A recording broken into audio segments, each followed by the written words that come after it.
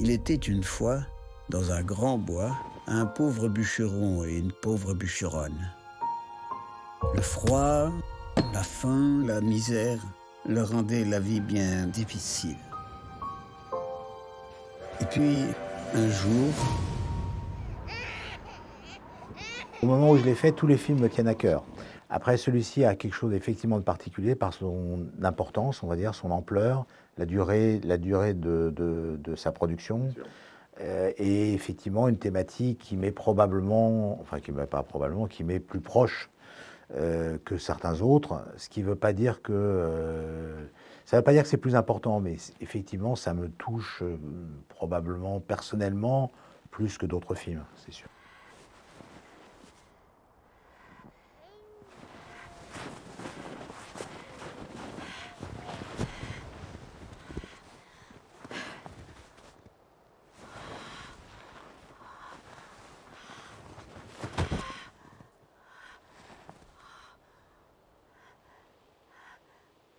À l'été 2018, j'ai eu accès au manuscrit de Jean-Claude Grimbert avant qu'il soit édité,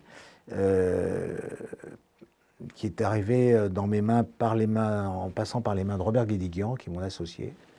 Et j'ai trouvé le texte tellement extraordinaire que j'ai pas hésité une seule seconde, tout en me disant c'est infaisable sauf en animation. Ça ne peut être que de l'animation. J'en avais jamais fait. J'avais pas du tout l'intention d'en faire.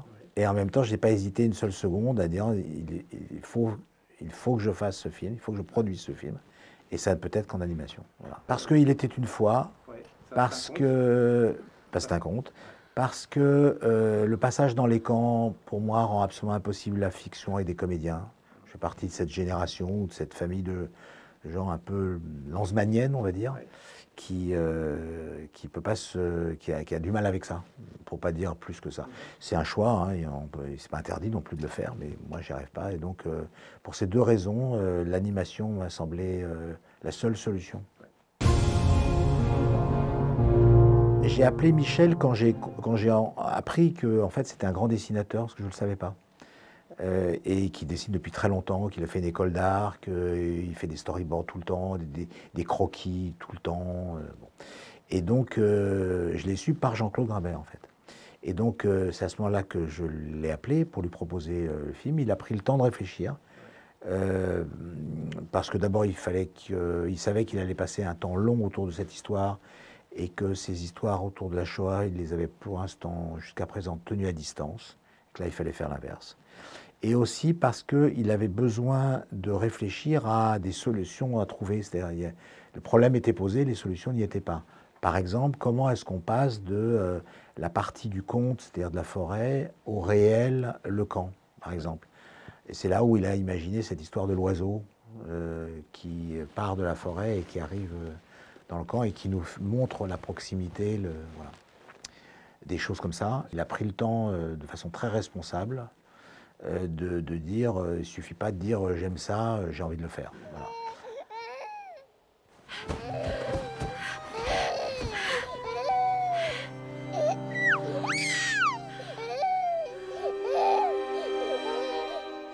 J'ai appelé dès le départ, même avant même d'appeler Michel, le studio 3.0, Valérie Sherman et Christophe Jankovic, parce que c'est un studio expérimenté, qui avait des références formidables avec La Tortue Rouge, Zarafa, et que je me sentais, ça me rassurait de savoir que j'allais travailler avec des gens de haut niveau, compétents, etc. Et donc quand Michel est arrivé sur le projet, je lui ai dit voilà, on a... Mais j'ai fait la même façon avec Studio Canal, c'est-à-dire qu'il y a eu Studio Canal et le Studio 3.0 préexistaient à Michel sur ce projet-là. Donc je dis à Michel, voilà, ce sera Studio Canal qui distribuera le film et ce sera Studio 3.0 qui le fabriquera.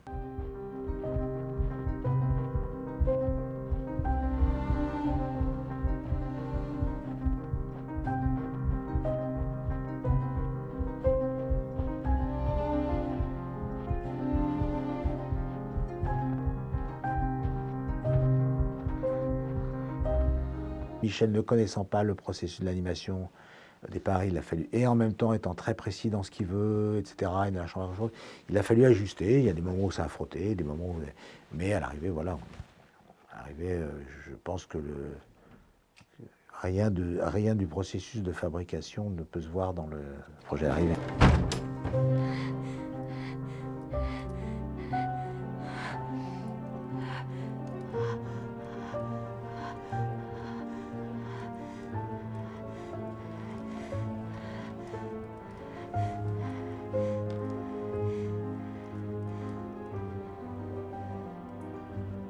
Été 2018, mai 2024, donc 6 ans. Alors dans ces 6 ans, voilà, c'est 6 ans calendaires. Après, dans ces 6 ans, il y a des temps morts aussi. Il y a eu le Covid, le confinement, pendant lequel, et puis il y a eu aussi le moment pendant que je finançais le film, Michel a fait un autre film, il a fait couper. Bon, mais à partir de fin 21, c'était full time. Enfin, c'était vraiment. Ouais. D'ailleurs, Michel n'a fait aucun autre film depuis. Il a travaillé. C'est le privilège du producteur. Moi, j'ai pu produire d'autres films pendant ce temps-là, en l'occurrence Bonjour l'asile. Mais par contre, lui n'a pas pu en réaliser d'autres. Qu'est-ce que c'est que ça? Ne sais-tu pas à quelle espèce il appartient? C'est un sans-cœur. J'interviens de la même façon qu'un film, mais pas aux mêmes endroits, parce que le processus de fabrication n'est pas le même. Par exemple, le montage n'intervient pas du tout au même moment. Le montage, c'est tout de suite bon. Après, quand on travaille avec Michel Hazanavicius, il n'a pas grand-chose à... Enfin, je veux dire, vous voyez, on a un peu tendance à faire assez vite confiance, quand même.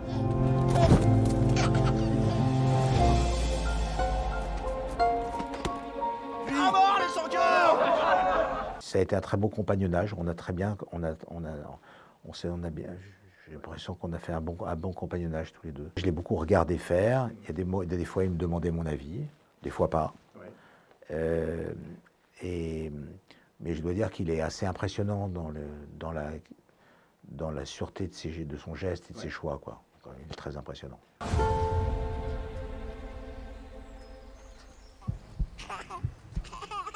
Les sans-cœurs ont un cœur. Ce qu'on appelle la trahison d'un film, ça ne peut pas être une trahison sur fondamentalement ce qu'est le bouquin, parce que sinon ça n'a pas de sens. C'est le trahir, c'est ne pas forcément le suivre à la lettre. Et effectivement, il y a des différences entre le livre et le film, pour plusieurs raisons, mais une essentielle, c'est qu'à un moment donné, Jean-Claude, il met des mots et Michel, il doit mettre des images. Ouais. Et de temps en temps, ça ne matche pas. Et de temps en temps, il y a des scènes, il y a des moments du livre sur lesquels il n'y a pas d'image à mettre ou sur lesquels il faut les inventer et ça tord un petit peu les choses. Voilà. Processus que Jean-Claude a tout à fait validé, évidemment. Donc, en ce sens, on va dire qu'on a trahi, mais c'est une trahison, c'est une trahison pas grave du tout.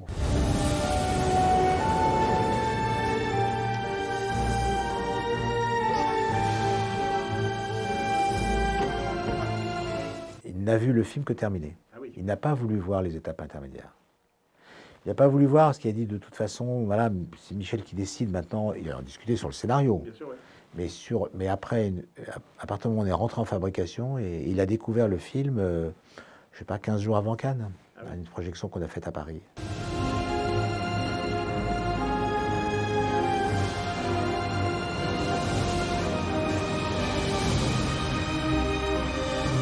La façon dont Jean-Louis Trintignant dit à la fin « l'a aimé, chérie », plus que tout, plus que sa vie même, la façon dont il dit ça, je ne peux pas écouter ce plus que tout sans avoir la gorge serrée. Oui, il y a d'autres moments, la séquence du village à la fin, mais aussi les visages dans le wagon. Ah oui, c'est vrai. Les visages dans le wagon, c'est extraordinaire.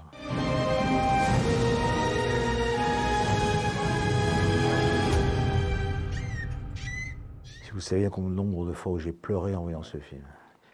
En animation, en fait, c'est des couches. Hein, c'est-à-dire que le film, il est très très vite dans sa durée, il est très vite dans ses plans, il est très vite monté.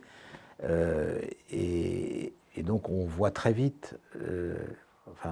l'histoire est là très vite. Sûr, ouais. Voilà, contrairement à un film en live où finalement le montage, il intervient un film en tard dans le processus. Et simplement, c'est que les dessins ne sont pas du tout finalisés. Et même, on a même tourné avec des acteurs au début, on a même tourné en live d'abord. On a tourné au Bois de Vincennes, au théâtre de l'Épée de Bois, pour les intérieurs, et au Bois de Vincennes pour l'extérieur. Un film qui ressemble absolument à rien, parce qu'il y a des bus qui passent au fond, Le chien, c'est des bouts de bois. Enfin bon, il y a rien. Ah oui, J'allais dire, c'était pour avoir l'intention globale, enfin d'avoir le filage. plus que ça, c'est pour avoir les plans, c'est pour avoir par contre les plans, C'est un les storyboard. cadrages, oui, c'est un storyboard. Les cadrages, par contre, sont très très précis et le film ressemble exactement à ça. Bah, moi, j'ai chialé là. Ouais. Même pour rigoler, j'ai dit à Michel, viens, on s'arrête là. C'est bon, ça. On s'arrête là, on passe pas 4 ans à fabriquer. C'est magnifique comme ça.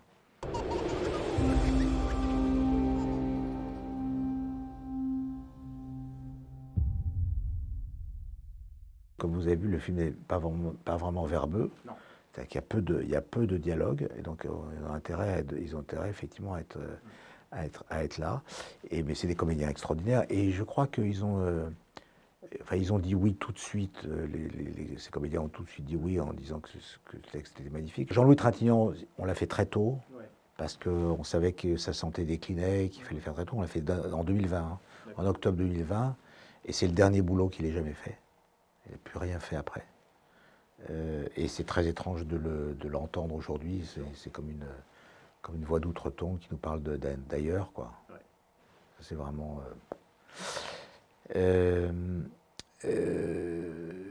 Gadebois, Gadebois, c'est le bûcheron, quoi. Ouais. Le bûcheron, c'est Gadebois, je ne sais pas comment dire. C'est vraiment... et Dominique Blanc a été parfaite, vraiment. Enfin, je sais pas, c'est des très grands professionnels.